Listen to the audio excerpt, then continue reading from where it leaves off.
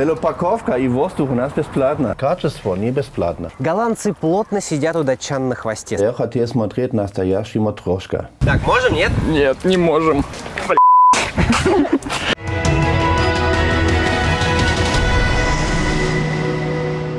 Мир медленно, но верно пересаживается с 4 колес на 2. Сегодня на нашей планете насчитывается более миллиарда велосипедов. Причем цифра приблизительная, ведь подсчитать точное количество великов просто невозможно. Их используют по-разному. Для отдыха, работы, в спортивных и даже военных целях. А еще это отличный способ похудеть и снять стресс. И на этой многозадачности можно неплохо заработать.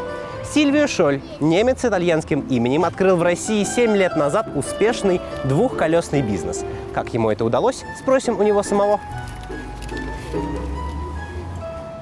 Сильвио! Сильвио! Ой, привет. Guten Morgen! Wie geht's? Guten Morgen, sehr gut, danke. Сильвио, я не могу сразу не спросить. Я знаю, что вы немец, Да, родились знаю. в Германии, а имя у вас итальянское.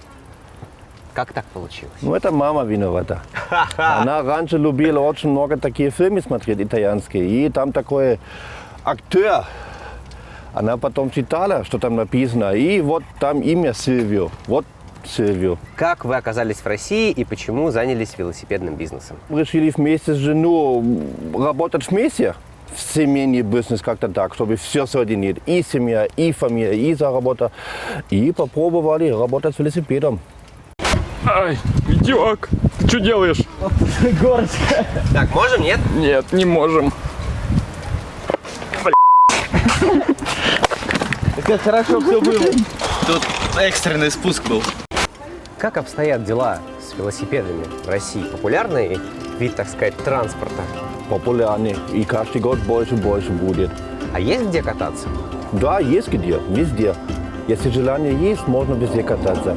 И в Москве последние 2-3 года, вот, мне очень нравится, больше и больше делается. А где вы сами катаетесь? Я сам в городе катаюсь, прямо на улице. В парке редко, там слишком много людей мешает. А велосипедные дорожки проложены у нас? Да. А как обстоят дела с велосипедами в Германии? Ну, не прямо очень-очень, но есть инфраструктура, есть плюсы и минусы. Дорожек больше, чем в Москве? Пока еще да.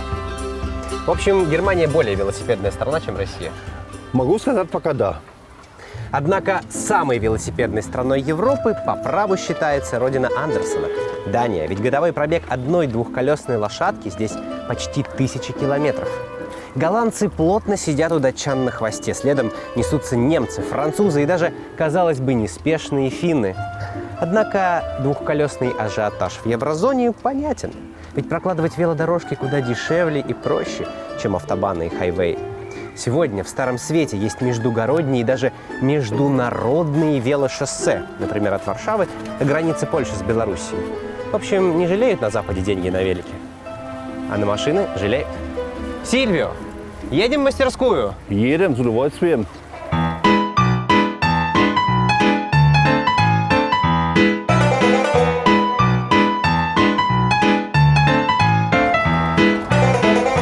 Сильвио, далеко ваш магазин? Сколько ехать? Нет, практически уже приехали. Еще Хорошо, я 20-30 метров. Я вам все покажу. А поставить велосипед, кстати, можно у вас где-нибудь? Да, у нас перед магазином там велопарковка. Можно спокойно поставить. О, вот сюда, да? Да. Парковка платная? Нет. У нас Бесплатная? велопарковка и воздух у нас бесплатно. Это ваша личная парковка, да? Ну, от магазина? Ну да, от магазина, но использовать всем что угодно. Вы щедрый человек, Сильвио. Надеемся, что еще больше будет в каждом магазине. Ну что, покажете магазин нам? Да. Ну вдруг у вас есть друзья, можно вам предлагать наш велопрокат. Так. Можно вместе с друзьями кататься по велосипедам. Это Пока- вот все ваши, да? Ну, у нас побольше, но пока осталось 4 велосипеды. То есть забрали уже много? Да. Хорошая погода, люди катают. 1 сентября же. Ну, Праздник. конечно. Есть городской велосипед, есть горный велосипед. Это вот этот есть горный, да, женский велосипед. Или есть просто классический велосипед, как раньше. 30 лет назад. А женский это вот из-за этого сиденьица, да? Он такой удобный? Ну нет, женский я говорю, потому что под форму раму. Там все унижено, чтобы там спокойно можно сидеть. Сколько стоит арендовать у вас велосипед? Мы держим ценники, как у всех в Москве. Между 200 и 300 рублей в час. Сейчас 4 здесь, да? А сколько всего у вас вообще в прокате? В 10. У нас пока только 10. Наши отечественные велосипеды? Российского производства? Нет, это не все. Это Stealth, это Alpine, это Trek. Мы практически от всех используем. Какая у вас интернациональная компания? Постараем. Хорошо. Ну что, магазин покажете нам? Да, покажу с удовольствием. Однако интернациональный бизнес Сильвио пока еще малый, во всех смыслах. Немец делит первый этаж высотного дома на окраине Химок с 5 другими компаниями. Турагентством, бюро переводов, ремонтом обуви, ателье и аптекой. Но, в отличие от соседей, веломагазин занимает аж 2 комнаты, общей площадью почти 44 квадратных метра. Приезжайте. Приходите. Ой, как уютно у вас тут. Да, маленький, но уютный магазин. Ну что, рассказывайте, чем торгуете? Торгуем всем, что нужно для велосипеда. Все Так. запчасти, аксессуары, все, что можно поменять, установить. Все, что на велосипеде можно поменять, все у вас можно встретить. Да, вот примерно вот седло, если вам неудобно седло. Это удобное седло. Это у меня всегда проблема, когда я катаюсь на велосипеде. Очень, простите, устают задние мышцы. Седло это очень индивидуальная такая вещь. Вы не один седло будете попробовать. После 10 вы найдете, что вам нужно. У нас не все здесь представлены. У нас есть интернет-магазин, там очень много товара разные. Ну, велосипед вообще дорогостоящее удовольствие. Ну, нет, можно бюджетный велосипед купить за 10-12, но не ожидайте качества, как Mercedes, да? Конечно, за 300 тысяч тоже может быть маленький перебор, но хороший велосипед стоит иногда хорошие денег. Качество не бесплатно. Есть Они велосипеды, разные. когда мы купим, они практически голые. Там практически только 2 колеса, руль и все. А комплектующие, как другие там седло и другие педали или крылья, если дождь мешает, все можно докупить. Кресло детское, Будет да? ребенок у вас? У меня есть уже маленький. Пожалуйста. С детским креслом можно спокойно вдвоем кататься, но только до 20-22 килограмм. Я думал, лет. Я смотрю, у вас тут еще очень много разных покрышек, да? Они чем-то тоже отличаются? Завести какой велосипед, то же самое. Есть для шоссейных, есть для гонки, есть для городских. Если вы любите кататься по лесу, вам нужно примерно вот такой профиль. Можно посмотреть Да, поближе? конечно, можно. В лесу Ребристая, еще с шипами, да? Как Да, зимняя резина. шипами, и есть очень хороший грипп, что вы не сказываете, да? Если вам нужно только городской велосипед, действительно нужно другой профиль. Не шумит, очень хороший накат, Накат это что значит? чтобы вы меньше сил используете, чтобы катать. Чтобы на педали не так сильно жать, да? Ну, можно и так сказать. Просто вот такой и вот такой, да, разница. С этим вы катаетесь как трактор на асфальт, да, а с этим вам действительно легче будет. За 500 рублей это вам хватит, может быть, за полсезон, за сезон. Хорошая резина, хороший накат, намного дороже, конечно. Как у вас, наверное, хорошая резина, да? Покажите, какие у вас. У меня примерно вот такой. У меня шоссейный велосипед, Самый маленький, тоненький такой. ну, тонкий такой, Но да. такой, я так смотрю, самый дорогой. 2600 стоит. Это не самый дорогой, это Не самый? бывает подороже. Это вот ваши велосипеды или тоже продаете? Нет, это тоже все на ремонт. Все... Сколько вы ремонтируете велосипедов? Ну, в Кокине много люди сломают. Химки Кокине много катает, много сломает. А что обычно, с какими проблемами вам приходится сталкиваться? Колесо гуляет. Обычно восьмерку или с яйцом. Если мы вот так катаем, тогда или с яйцами. Или с яйцами. Или с яйцами. С яйцами? Да, ну это так называется, если так. колесо так гуляет, вверх-вниз, а яйца, восьмерку, если лево-право. А, понятно. А какой самый дорогой велосипед вы продали в жизни? О, в жизни продал велосипед. Сколько он стоил? 100 тысяч? 200? Нет, мы продали велосипед за 180 тысяч рублей. Золотой? Ну, не золотой, это был шоссейный, хороший. Ну что, теперь, может, покажете нам ремонтную мастерскую сердца вашего магазина? С удовольствием. Я смотрю, у вас тут полно, да, сломанных велосипедов. Я даже не могу посчитать. Штук 20, наверное, да? Ну здесь? нет, 16-17 велосипедов у нас пока в очереди. А вот этот велосипед у вас давно оставили, я так понимаю? Который на стене висит. Это я нашел в Зеленоград. Хороший человек там. Это клад, да? Ну нет, это хороший человек там работает в гараж, а я там видел старый велосипед. Немецкий компания Diamant. Очень такой Немецкий? старый. Он мне отдал. И с что, он слезами. Как? Ах, даже так? Да. Он ваш ровесник, велосипед? Между 40 и 70 лет. Ничего себе. То есть Да. он старше вас. Да, намного. А вот сейчас, это вот, видимо, велосипед, над которым вы сейчас работаете, да? Что у него за проблемы? Расскажите. Здесь проблема очень простая. Здесь человек пробил сам камеру, значит, мы будем снимать старую камеру, поставим в новым, перед этим мы проверяем покрышка, сломан, не сломан. И человек жалуется, что тормоз не работает правильно, скрипит очень сильно. Сколько он будет, вот эта ваша работа будет примерно стоить? Ну, в цене тоже зависит, какие запчасти будем менять. Если только чистить там настройку, это 1,5-2,5. Зависит, что мы настроим, насколько. Человек согласует, и после этого мы начинаем работать. Если что-то не так, мы созвонимся. Сильвио, привет. Ой, привет. Слушай, Что сломали? я был на гонке и немножко ехал быстро вниз с горы, и у меня сломалась спица. И теперь она полностью отсутствует в колесе. Ну, это Ты уже сможешь все. починить? Это уже все. Нужно новый велосипед у нас купить. Хорошо, ты подбери мне пока велосипед, а я подумаю, но колесо придется починить все равно. Как выяснилось позже, нашу съемку внезапно прервал один из постоянных клиентов немецкого веломастера. 5 лет назад Игорь Рябков сам подрабатывал у Сильвио Шоля, ремонтируя чужие двухколесные лошадки. А сегодня он сам с завидной регулярностью обращается к услугам бывшего работодателя.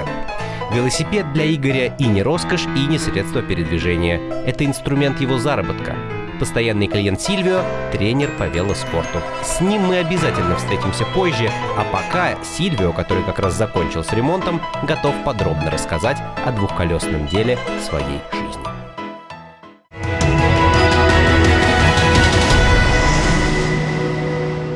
Сильвио, расскажите, пожалуйста, о себе. Где вы родились? Какая у вас была семья? Родились в Восточной в Германии, Eisenhüttenstadt. Ну, совсем раньше. Город называется Сталинстад. Тоже там самое. Но это уже давно. И там обычное детство. Маленький город, 40 тысяч жителей, спокойный. Когда был первый велосипед у вас появился? Первый велосипед?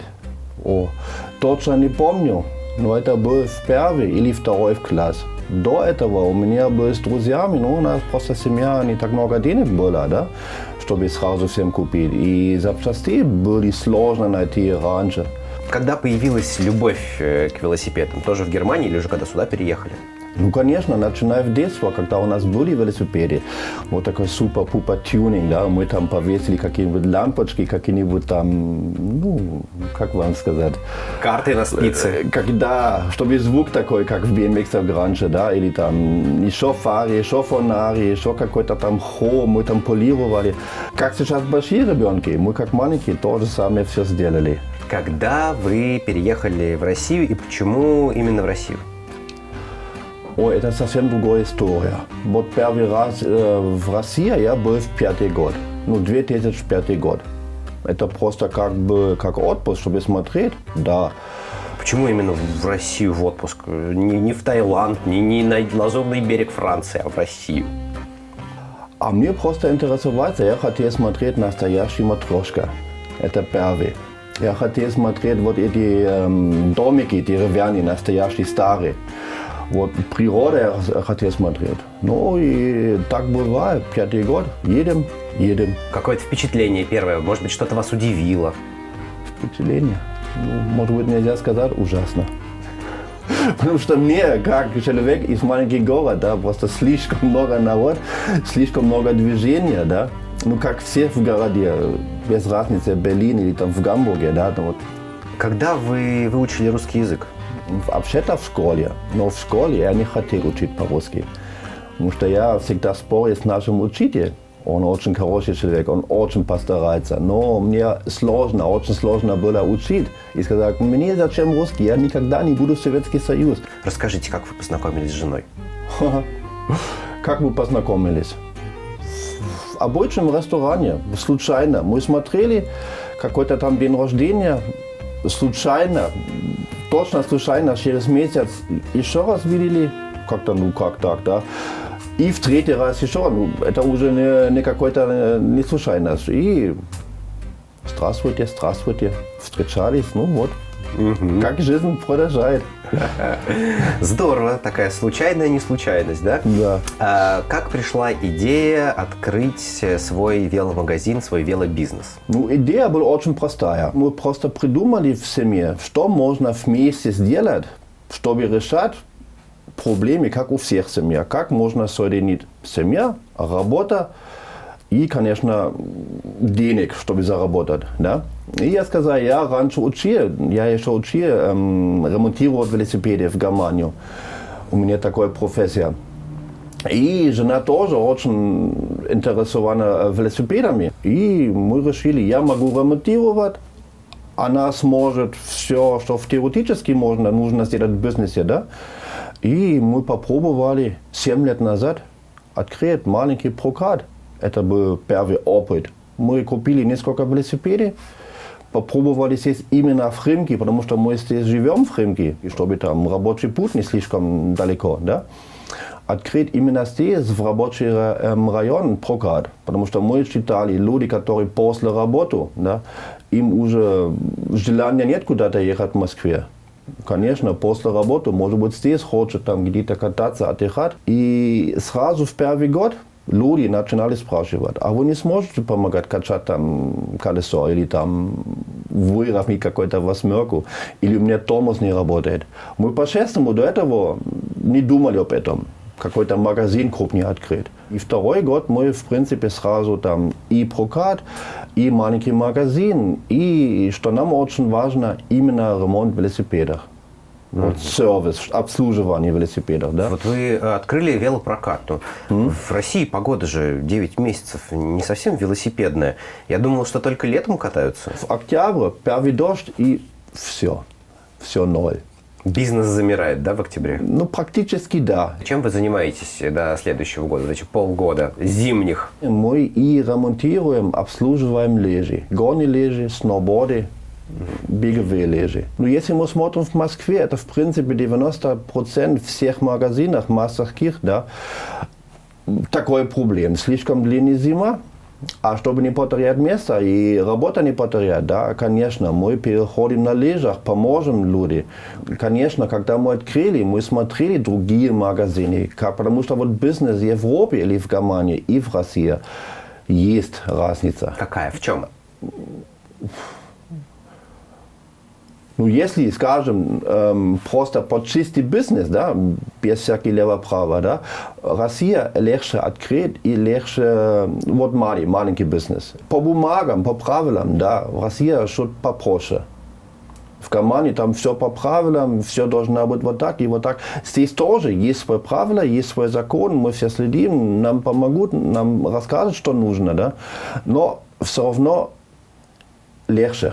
Как-то так. Не могу объяснить, но есть какой-то нюанс. Какие-то были трудности вот вам, как иностранцу в России, кроме языковых? Может быть, разница в менталитете немецкого и русского народа? Если просто сказать, маленькая разница между россиянами или немцами, да? Если немец заметит, этот иностранец, да, он специально медленно говорит, потому что он думает, иностранец такой и не понимает. А русский, ты понимаешь по-русски, и вперед на полной скорости. Какие-то проблемы были? Пришлось что-то преодолеть? Нет, я ленивый человек. Все проблемы я отложил на жену. Я занимаюсь практической работой, а жена занимается сложной работой. А вы не думали открыть подобный бизнес в Германии? Думали, но мы решили, вот наши дети, они здесь родились в России, да, вот они сейчас в детский сад, в школе, и пока нет желания переехать в Германию. Потому что работать, жить здесь тоже можно нормально и хорошо. Никто не кусает. все хорошо. Сильвио, Ой, Игорь, привет. привет. Мне пришла смс-ка о списании денег. Это ты списал за велосипед? Да. За новый. А ты сделал? Сделано. Хорошо. Слушай, есть такой нюанс. Велосипед готов, проверено, восьмерку нет. Спицы мы тебе меняли временно, пока черные, потому что у тебя плоские спицы, такие у меня пока, к сожалению, нет. Я тебе поставлю обычный, круглый спиц, мы найдем нужные спицы и поменяем. Хорошо, Надо к тому потом. времени я как раз эту сломаю и потом поменяю. Ну, как обычно. Ну ты, пожалуйста, проверяй, если что, звони. Кататься можно. Отлично. Ну, тогда я пошел. Сломайте побольше, приезжайте. Работу Сильвио Игорь собирается проверить на своей любимой трассе в московском Суворовском парке. А мы напросились сесть к нему, что называется, на хвост. Посмотреть, как катается профессионал, и заодно поговорить о велоиндустрии.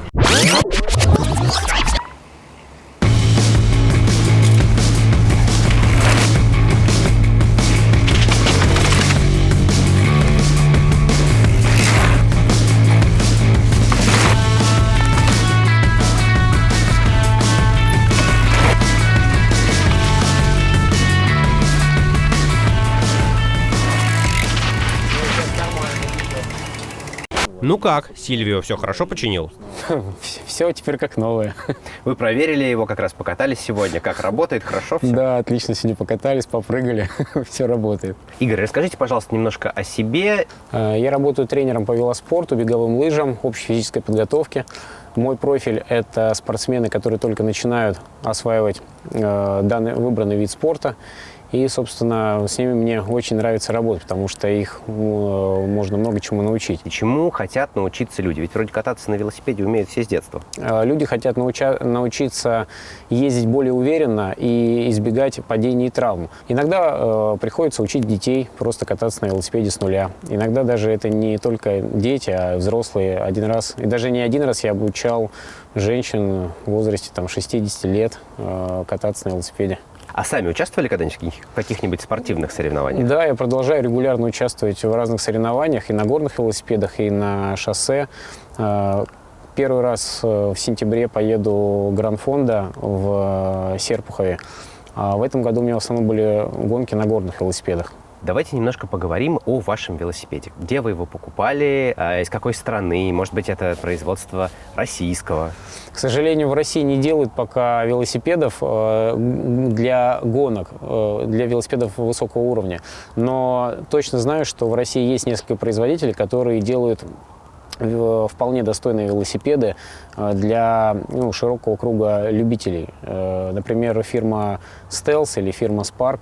Но мой велосипед Scott, карбоновый, очень крутой. На нем уже много деталей заменено на какие-то более продвинутые, колеса более крутые стоят, измеритель мощности. То есть почти новый велосипед? Почти. Хорошо, а где вы чините? Какие-то детали нужно заменять, может быть, что-то ломается? Конечно, я обращаюсь в веломастерские. И одной из таких мастерских является мастерская «Велогуд», которая находится в Куркино, рядом со мной, прям там почти соседи. На техническое обслуживание я заезжаю раз в полгода. С Сильвио мы знакомы очень давно, уже, наверное, лет 5. Я у него частенько покупаю инструменты, которые необходимы, допустим, что-то сломалось, поменять или что-то новое приобрести. Расходный материал, например, цепи или камеры. Дайте какой-нибудь совет Сильвио, как, по-вашему, ему завоевать велосипедный рынок в Москве и в России? Я считаю, что Сильвио надо расширяться. Мне кажется, пора уже давно переехать в помещение побольше, расширить ассортимент и предложить более широкий спектр услуг. Вы думаете, у него получится? Я уверен, что у него получится, потому что он хороший профессионал и приятный человек. Он все делает очень хорошо. Хорошо, спасибо большое. Велосипед уже давно не просто средство передвижения, но еще и улучшение имиджа. Анджелина Джоли, Джулия Робертс, Киану Ривз, Мадонна. Список актеров и певцов на двух колесах можно продолжать до бесконечности. Однако куда приятнее видеть не только красивых, но и сильных мира сего на узком сидении, крутящих педали.